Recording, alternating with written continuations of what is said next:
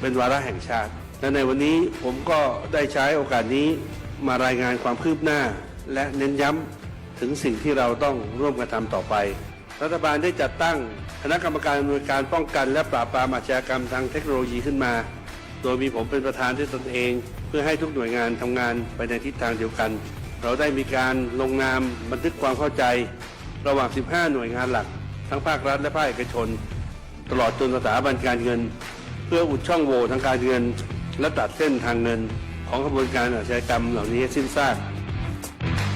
รวมพลังคนไทยต้านภัยสแปมเมอร์นายอนุทินชาญวีรกูลนายกรัฐมนตรี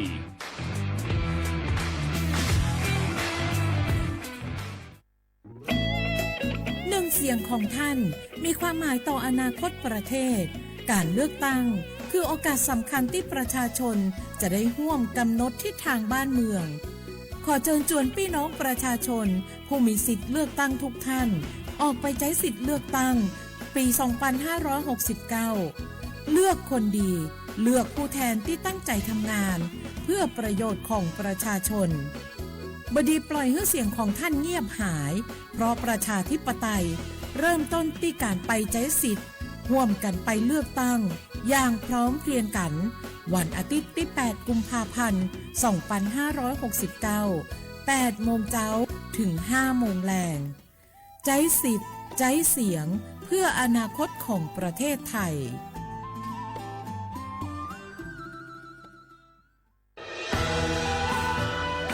จากศาลากลางจังหวัดน่านหลังเก่าพัฒนาสู่การเป็นศูนย์การเรียนรู้นันทศิษย์ปาคารโดยมูลนิธิรักป่าน่าน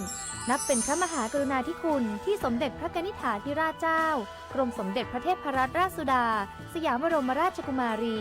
ได้พระราชทานนามนันทศิษย์ปาคารอันหมายถึงอาคารแห่งความรู้ทุกแขนงของจังหวัดน่าน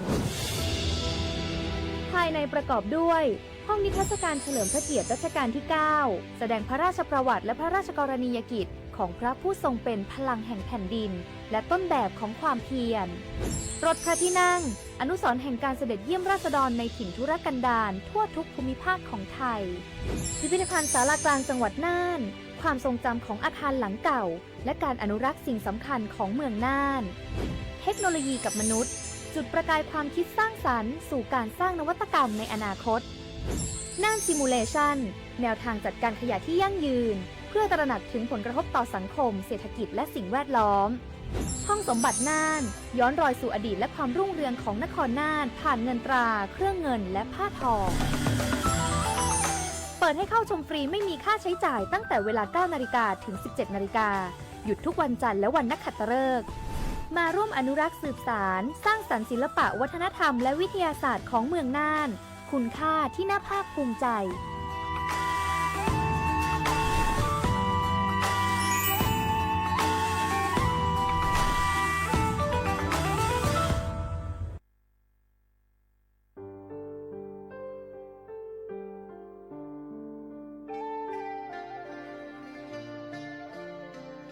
มูลนิธิร่วมจิตน้อมเกล้าเพื่อเยาวชนในพระบรมราชินูปถัมภ์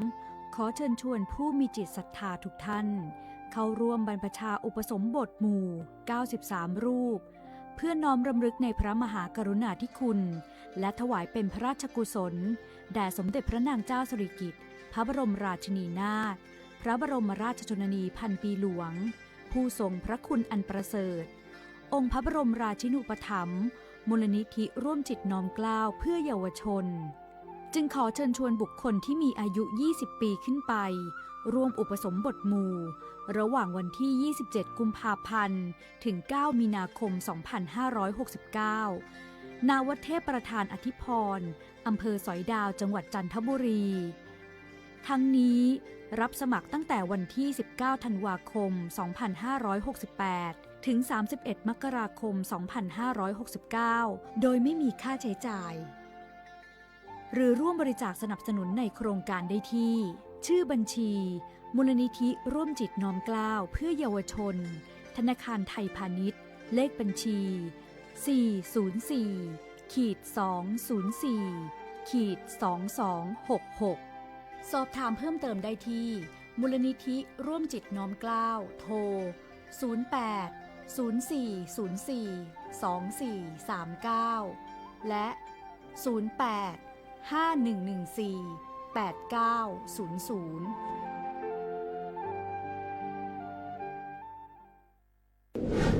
ในช่วงนี้หลายพื้นที่ของประเทศไทยอากาศหนาวเย็นอย่างต่อเนื่องโดยเฉพาะยอดดอยและยอดภูประชาชนอาจเสี่ยงต่อโรคและภัยสุขภาพจากอากาศหนาวได้ ขอให้ทุกคนเฝ้าระวังโรคที่พบบ่อยในฤดูหนาวได้แก่ไข้หวัดใหญ่ปอดอักเสบโรคอุจจาระร่วงโรคหัดโรคมือเท้าปากรวมทั้งภาวะเจ็บป่วยหรือเสียชีวิตจากอากาศหนาวโดยไม่ทราบสาเหตุโดยเฉพาะผู้ที่ไม่สวมใส่เสื้อผ้ากันหนาวหรือผู้ที่ดื่มสุราเป็นประจำป้องกันง่ายๆเริ่มที่ตัวเราดูแลสุขภาพให้แข็งแรงออกกำลังกายสม่ำเสมอรับประทานอาหารปรุงสุกดื่มน้ำสะอาดล้างมือบ่อยๆไม่ใช้ของส่วนตัวร่วมกับผู้อื่นและหากมีอาการไอจามอย่าลืมสวมหน้ากากอนามัยทุกครั้งขณะอยู่ในที่แออัดที่สำคัญควรรักษาความอบอุ่นเตรียมเสื้อผ้ากันหนาวให้เพียงพองดดื่มเครื่องดื่มแอลกอฮอล์เพื่อความปลอดภัยในช่วงอากาศหนาวนี้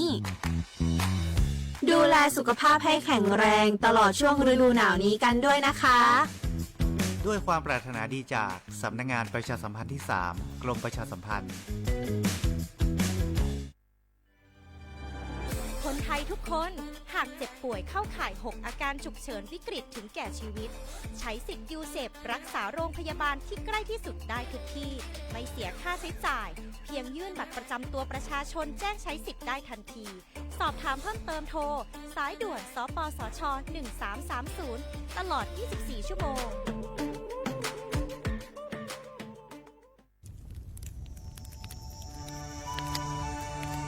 จ่องหู้คาหือก้อนโมก้อนไฟอันเผาอยู่ตีกลางป่างนั่นอ่ำเลยหายกว่าตั้งเลยมันเตเป็นฝุ่น PM 2.5 สีขึ้นมาเฮ็ดให้ป้ายอยู่หลีเฮาคาขึ้นในคาออลองลดย่อมปัญหาจึงไหนในอ่ำหยาบค่ะเนื่องแวอ่ำเผายุกยักเหมือไม่ต้นเยอต้นเข้ากับในให้ในสวนเฮาเปลี่ยนมากกองไว้จ้อมกันเสเฮ็ดเป็นฝุ่นสภาวะอ่ำนั้นแจกแพยุกยักเฮอมันปอดถูกเมียนอีกป้าดังโฮมมือกันฟังด้วยไฟไหม้ป่าเถินเฮาขาดถูกดีเลยผูกต้นไม้น้ำเพิ่มปันปืนตีสีเขียวเฮ็ดเฮอจันล้มเสียนใส่ตาเฮากูก็เลยตั้งมุงมองเฮาลีเสฐานหน้ากอกับสืบปืนเผาตี 3กรมประชาสัมพันธ์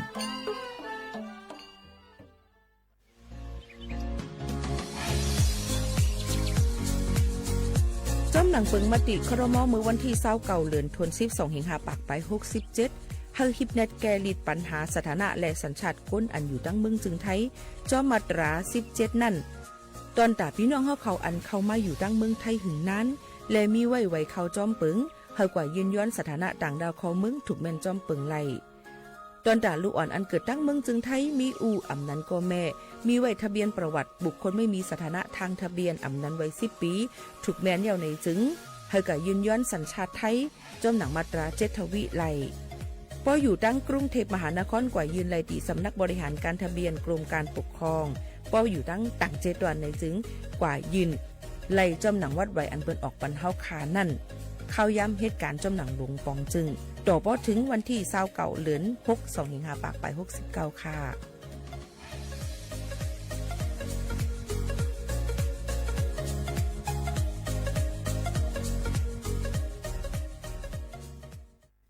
พี่น้องเขาสนใจใครปืนเผาผ่านตั้งห้องเปิดเซ็งสวทเก้งใหม่ปั่นตั้งหูห่มปาดังมีดังเซอถ่อมแจ้งแล้งหลีกว่าไก่ในปืนตีเจดอนเก้งใหม่กับสืบมาไลดี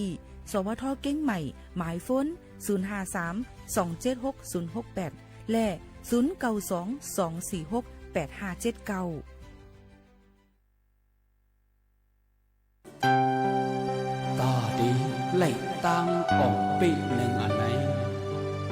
มันมีดีอินแห้งเฮาพร้อมกันอ่ำพร้อมกันนั่นก็ยาวเส้นตางตาดีถึงยังหมายเฮานั้นวุ่นจึงหึงสร้างจึงหึงก็ยาวกำเลือนสุดมา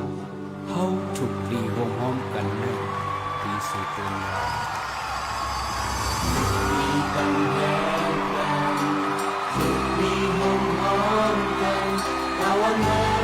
นปีไหนก็ทิ้งกว่านั้นเอาถูกปรีวงห้อมกัน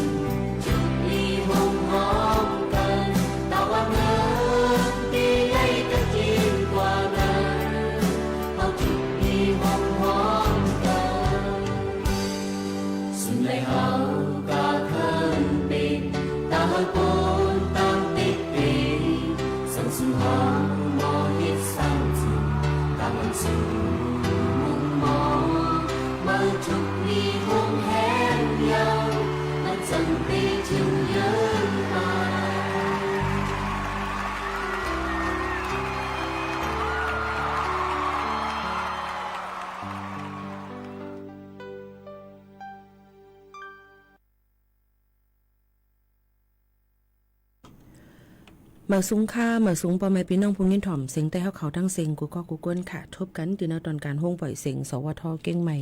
AM 1476กิโลเฮิรตซ์ค่ะปืนปล่อยเสียงกวนวันพอถึงมาข้าวยาม10 โมงถึง 11 โมงกลางเนื้อกลางค่ำอยู่จอมข่าวยิงหมูข่าวนวลสุภาวันเชื้อสารวินปิ่นอ้อยก็เอเซปอแม่ปีน้องๆเขาอยู่ว่าซึ่งหนังในค่ะตอนแต่ในวันเมื่อในถึงมาเนอะ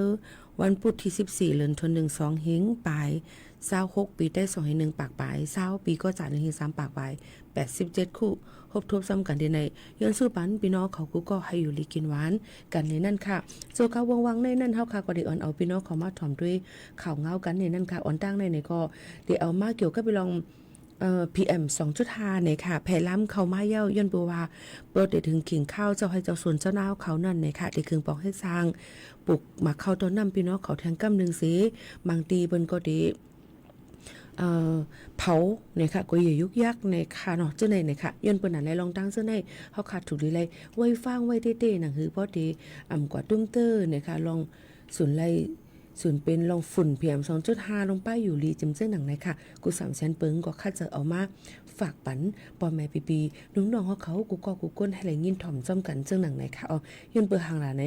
PM 2.5 ในค่ะ37ตัวในอยู่ในปืนตีดีสีส้มสีหมักจอกนั่นค่ะเนาะเฮ็ดเฮาตุ้มเตอร์ดอถึงป้ายอยู่ลีบางทีก็ได้เป็นสีเหลืองในนั่นค่ะ21เจตัวนั่นเนี่ยก็เป็นปืนตีสีเหลืองสีสั่งเป็นไรเนี่ยก็ให้เหตุการณ์อยู่ที่เฮิรน work from home ในนั่นค่ะพี่น้องเขาอันนี้ก็คัดจะเอามาฝากปันพี่น้องเขาค่ะเช็คฝุ่นไรในนั่นค่ะแอปพลิเคชันเช็คฝุ่นเนี่ยค่ะเนาะก็หรือได้เช็คด้วยว่า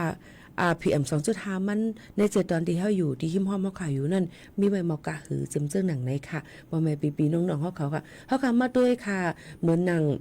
ตั้ง10เจตอนอันมีค่าฝุ่น PM 2.5 ก้อนกองก้อนมูลน้ำในก็จะมีสมุทรสาครนนทบุรีนครปฐมกรุงเทพมหานครค่ะยก็สมุทรปราการปทุมธานีสมุทรสงครามอ่างทองพระนครศรีอยุธยาราชบุรีในนั่นค่ะอันนี้ก็ตีเลยว่ามีฝุ่นนำแห้งแน่นในนั่นค่ะพี่น้องเขาหรือเสนั่นก็เนี่ยค่ะยังติเฮ็ดเธอหลายๆองค์ตีหลายๆตั้งนั่นติครบทุบเนี่ยฝุ่นเปี่ยมสุดทานนำแทงกับนั้นพี่น้องเขาก็รู้เลยฟังกันไว้ในนั่นค่ะเนาะโยก็อย่าไปกว่าอยู่ที่ในกลางปางอย่าไปกว่าเล่นแห้งที่ในกลางปางก็จังเฮ่อโอนง่ายโยก็กดอันมีตั้งเป็นจับตัวไว้นึงแค่รู้เลยไว้ฟังกันเต้ๆอำลูกกว่าดังตีนั่นก็อำกว่าที่ก้นขึ้นควันน้ำอำกว่าที่อันมีหมอกก้อนกองกวนมูน้ำเจ็มเจิ้งหนังในค่ะนี่ก็คัดเสเอามาฝากปันปอแม่ปีๆน้องๆเขาให้แรงยินถ่อมซ่อมกันซึ่งหนังในค่ะพี่น้องเขาเอาค่ะซึ่งคือกอลีในนั้นค่ะอยู่เป็นอ้อยก้อยเซซ่อมกันดีในก็จะเอาข่าวเงาออกมาฝากด่วนจูถึงพี่น้องเขาหนังคือบ่ได้คือตั้นให้พี่น้องเขาเลยฮับพูดด้วยถ่อมข่าวเงาจ้อมกันนั่นในค่ะออมบ่ได้มาด้วยข่าวเงาฟิงฟ้าราศีกันในจึงดังปอดห่องซึ่งไทยนั่นในนั่นค่ะพี่น้องเขาค่ะก็เดเลยว่าอุ่นขึ้นมาอีกอ่อนหนึ่งอ่ำปอกัดเย้าในนั่นค่ะเอาพี่น้องเขาเนาะก็บนนั้นได้สูงขึ้น 1-3 องศาเซลเซียสในนั่นค่ะพี่น้องเขาค่ะยก็ปออยู่ที่ยอดร้อยที่สันร้อยสูงนั่นในก็ติดกัดเหมือนเก่าอยู่ในนั่นค่ะรวมได้ถึงป้ายอยู่ลีกันซ้อมในนั่นค่ะเอาโดนตาก้นอันอยู่จำน้ำปางลายเจ้านั่นตำปางอ่าวไทยอันดามันเจ้านั่นก็รู้เลยไปด้วยฝนตกน้ำปังไหลขึ้นสูง5เจ้าหนังในรู้เลยถ่อมด้วยข่าวเงากันให้ขึ้นตั้นกันกูก้นเจ้าหนังในกว่าอะไรก็ให้หลอดเพกันกูก้นเจ้าหนังในค่ะพี่น้องเขาค่ะอันนี้ก็เอามาฝากถึงปอแม่ปีน้องเขาเจ้าหนังในเย้าค่ะข่าวเงาเที่ยงนึงอันในค่ะตอนตาลูกเห็นจันจอมเก่งใหม่เขาอ่างเตเสียงเงินกว่า500,000เย้าเนี่ยค่ะย้อนไปว่ายากจุ้มเชียแผ่นหยอกแลนแก้งคอลเซ็นเตอร์นะคะว่าได้เลยกว่าเห็นต่อต่างจึงเมืองนะคะก็ยังหลีค่ะเนาะกับสืบหาเจ้าหน้าที่เฮเมเขาฮู้ตั้นให้ก็อำเลยเสียงเงินกว่าในนั้นค่ะย้อนเปิ้นนั้นแหละตอนตาได้สืบเอาการเลเพียนตาดูเจ้าเก่านั่นในกูก็ตึ้งได้มีลองตั้งคัดใจกันอยู่มันก็ใครเลเพียนเฮามีนำกระตั้งแขนนำเต็มเจ้าหนังในสิล็อกไล่อันเปิ้นหยอกแลนนี่ก็ได้เข้ามาลองตั้งจังในสิหยอกแลนเอาเงินกว่าจังซี่ในก็มีในนั้นค่ะรู้เลยฟังกันไว้ยก็มีลูกอ่อนในนั้นค่ะว่าญาคนหยอกแลนให้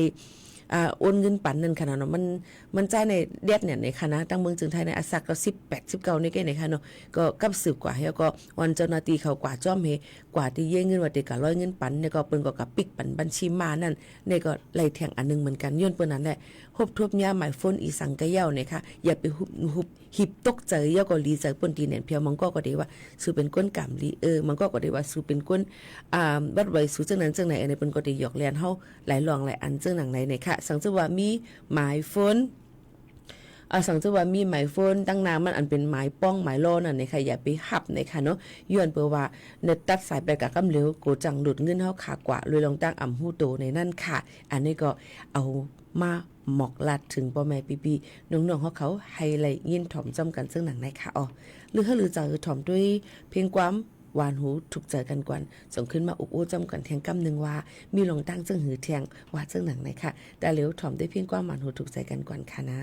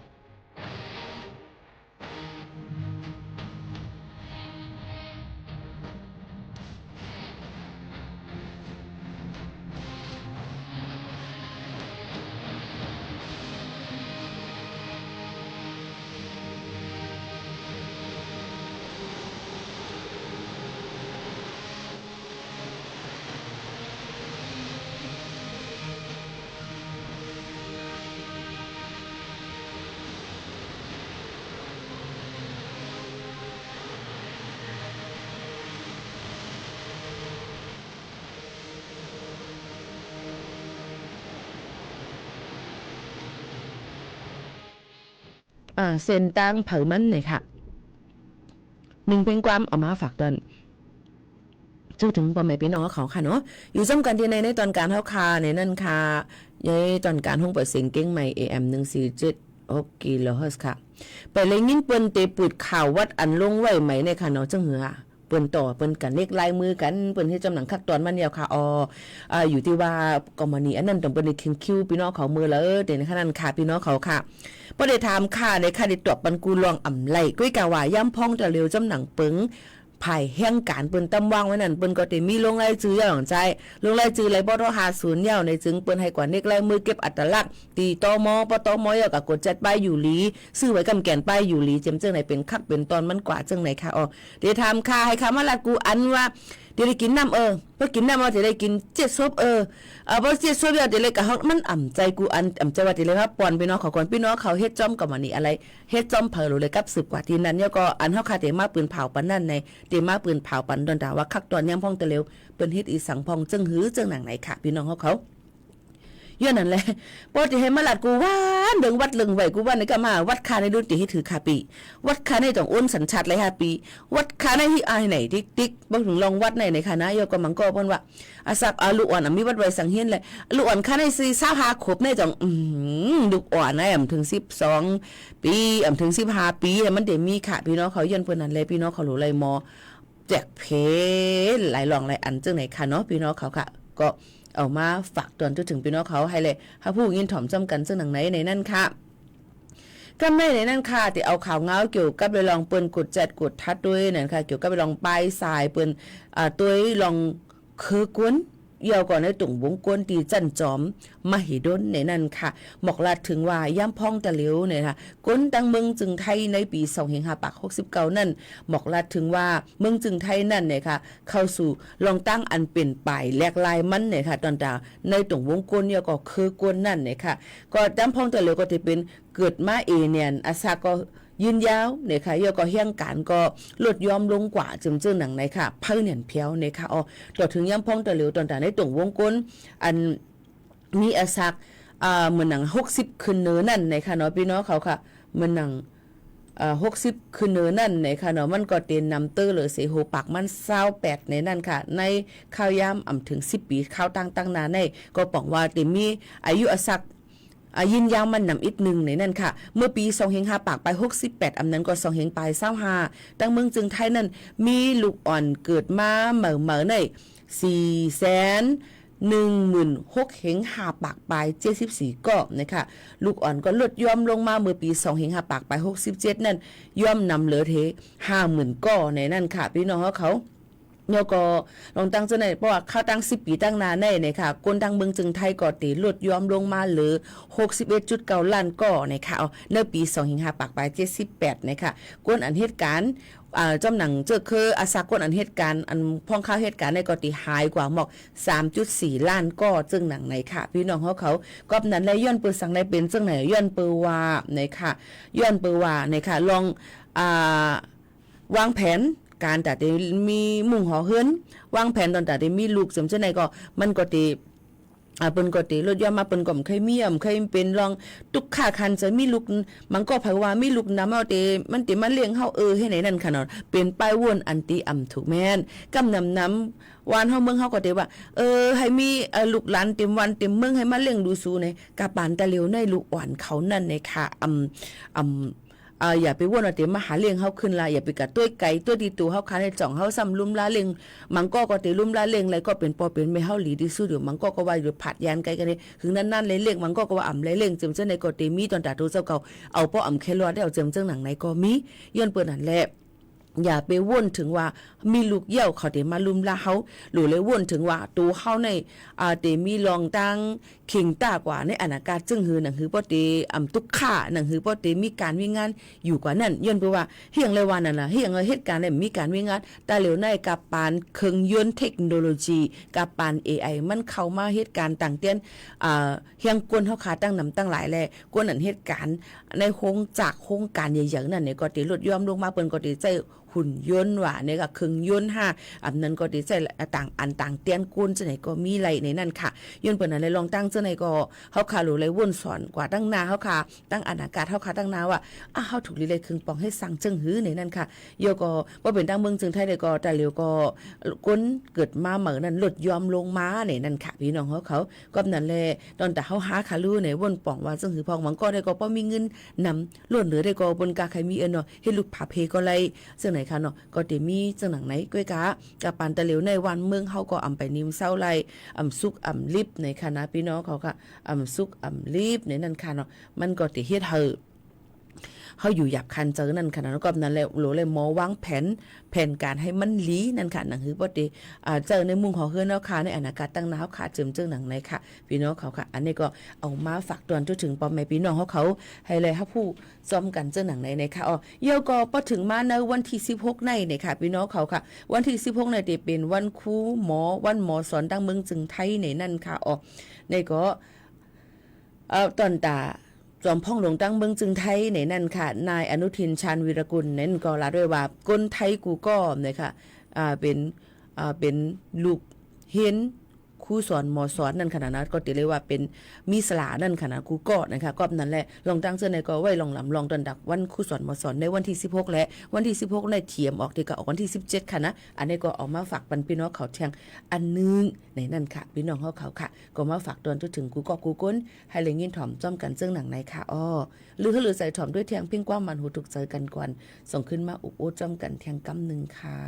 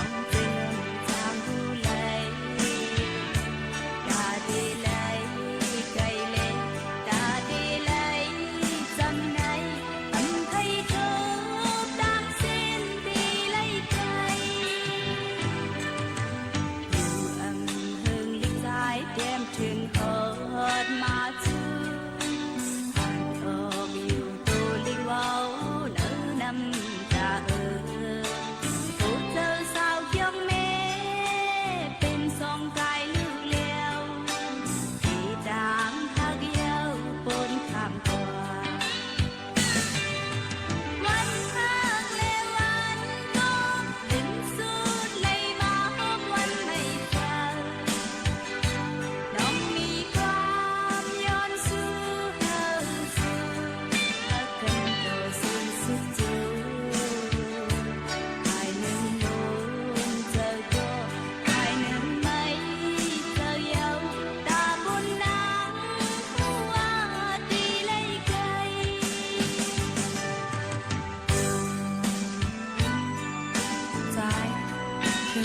Ghiền Mì Gõ để không bỏ lỡ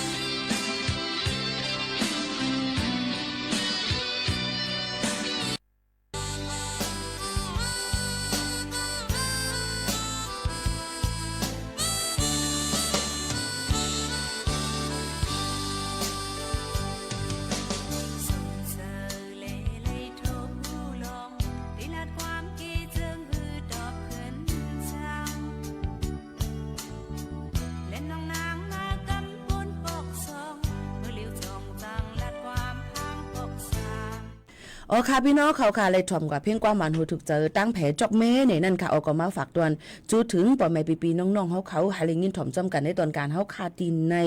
ซึ่งหนังในค่ะปอแม่พี่น้องเขาค่ะส่วนการวงวางในนั่นพี่น้องเขาก็อย่าไปลืมค่ะเนาะรู้ล้อมได้ถึงป้ายอยู่ลีพี่น้องเขาเนี่ยค่ะย้อนบ่ว่าตั้งเป็นไข้หวัดใหญ่ตั้งเป็น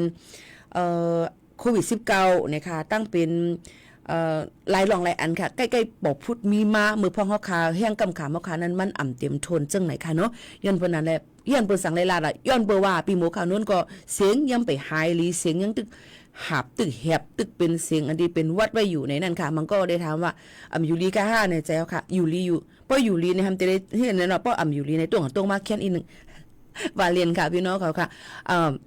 อยู่ได้อยู่รีอยู่ก็เสียงในมันยังไปหายมันยังไปมากขึ้นเหมือนเก่าย้อนเปิดนั้นอย่าไปไว้เมามังเกี่ยวกับไปลองตั้งเปลี่ยนได้ในค่ะก็มาฝากตอนจุดถึงกันอย่าไปลาลีกว่าซื้อยามากินหังกล้วยค่ะย้อนเปว่าบางอันเฮามีลองตั้งเปลี่ยนเฮาขาจับตัวไว้บางอันกินยาอันในถูกแมนจำจังไหนในก็มีกูจังเปลี่ยนให้แห้งหนาหรือสีเก่าเที่ยงจังไหนค่ะก็ฝากตอนจุดถึงพี่น้องเขากูก้นค่ะมีพี่น้องเขาต้องถามเยี่ยวก็ย้อนเพ่งความกันเข้ามาตั้งเฮิรนซ้อมค่ะเนาะว่าน้องนกหนุ่มอ่อนสันลอยเล้งเนี่ยค่ะย้อนถ่อมความจึงแล้วอันว่าไต้ในนั่นพองค่ะพี่หมูขาวนู้นเนี่ยค่ะอันนี้เพียงความไต้อันว่าในมันเตยาวค่ะนะมันเตยาวหวานนั่นแหละค่ะย้อนบัวมีเป็ดมันเน็ดปลายซาวเก่าสกันค่ะสิวิถ่อมจ้อมกันค่ะนะเกี่ยวกับไปลองเพียงความโหใน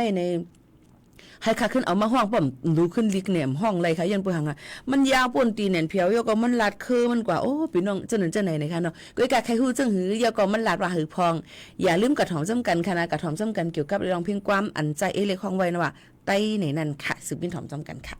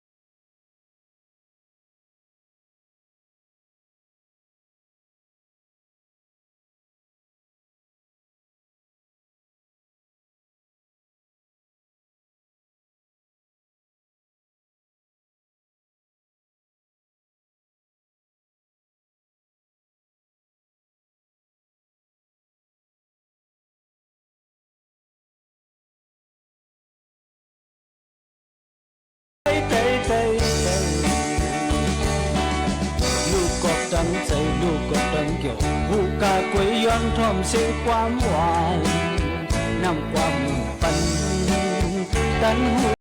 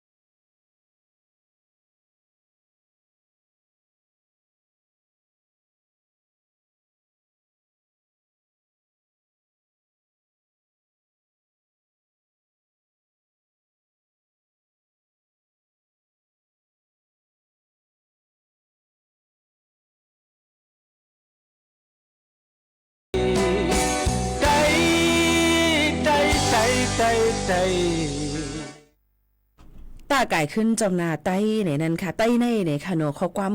ปดขอเหลวก็ดีๆมันตีปอกมันกว่ากวางเนี่ยก็ไต้เขาค่ะในอำเจว่าที่มี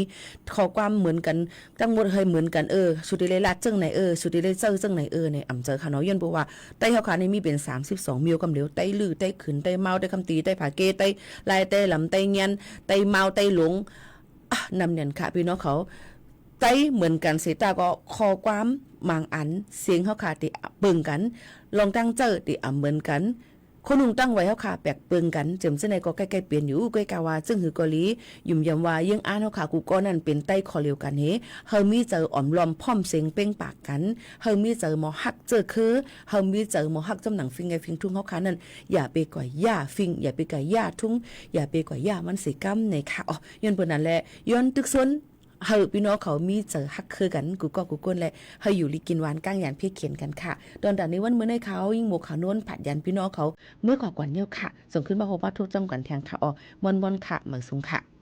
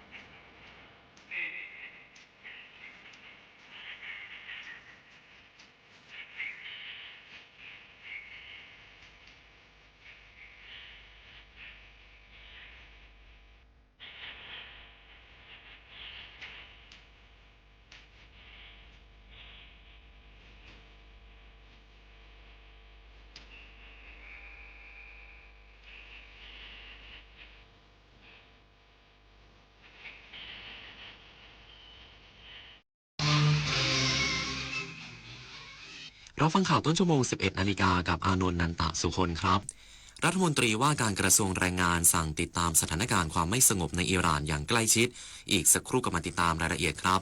เลือกตั้งทั้งทีต้องไม่ให้พลาด3 สี 3 บัตรเข้าใจให้ครบก่อนเข้าคูหา